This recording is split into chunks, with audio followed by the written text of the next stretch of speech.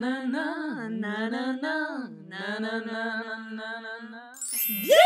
dans l'émission Vic Amel.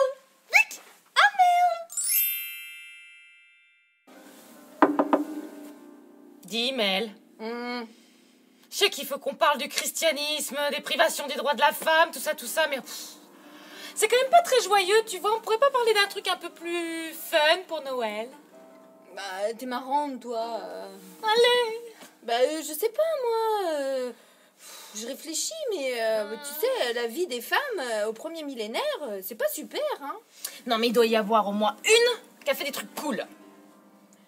Ah bah oui, la première reine de France. Oh, Bathilde. Mathilde. Non, Bathilde avec un B comme Bécasse.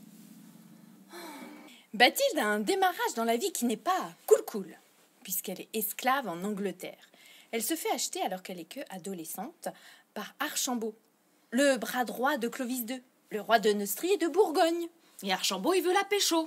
Alors elle prend ses clics et ses claques et elle se taille au couvent. Mais alors pas de bol. Elle est retrouvée et du coup elle est présentée au roi qui en tombe follement amoureux.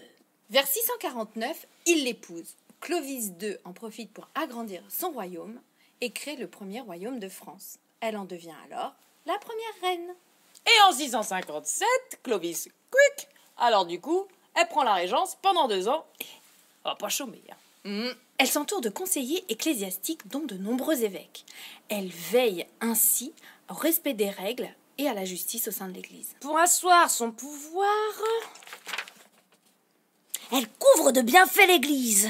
Ainsi, elle participe à la rénovation, à la construction de nombreux monastères. En tant que justicière, elle évite toutes sortes de conflits avec les pays voisins. elle défend également les plus démunis. Et là, je te parle des esclaves. Elle rend leur achat et leur vente illégales. Elle a même interdit la vente d'enfants. Elle décrète que tout esclave touchant le sol des francs devient libre. Bon, enfin bon, il y a quand même quelques limites dans toute cette histoire, c'est que tout ça, ça s'applique qu'aux chrétiens et que les grands exploitants gallo-romains ne sont pas concernés. Ah, mais enfin, vie, que Rome ne s'est pas faite en un jour, il faut du temps. Ah bah ça c'est sûr, il faut attendre 1315 que monsieur le roi Louis X veuille bien publier l'édit du 3 juillet.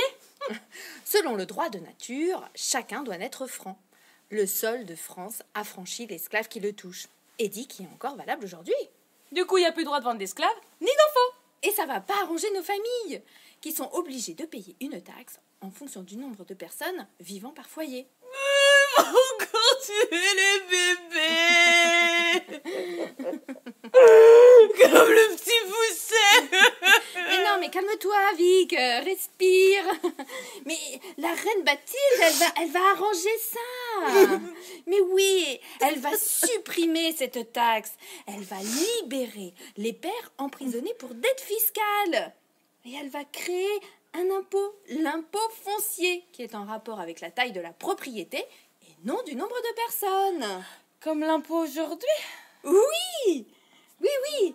Et c'est pour ça qu'aujourd'hui, eh bien, on peut pas se débarrasser de nos enfants comme on veut. Et n'oubliez pas, c'est pas parce que Bathilde a connu la misère qu'elle n'a pas su convaincre ses pères. Les mamzelles vous expliquent tout sur les femmes et leurs tics. Les mamzelles vous racontent le pour et puis le contre. Les mamzelles vous informent des lois faites par les hommes. Les mamzelles vous dessinent le monde et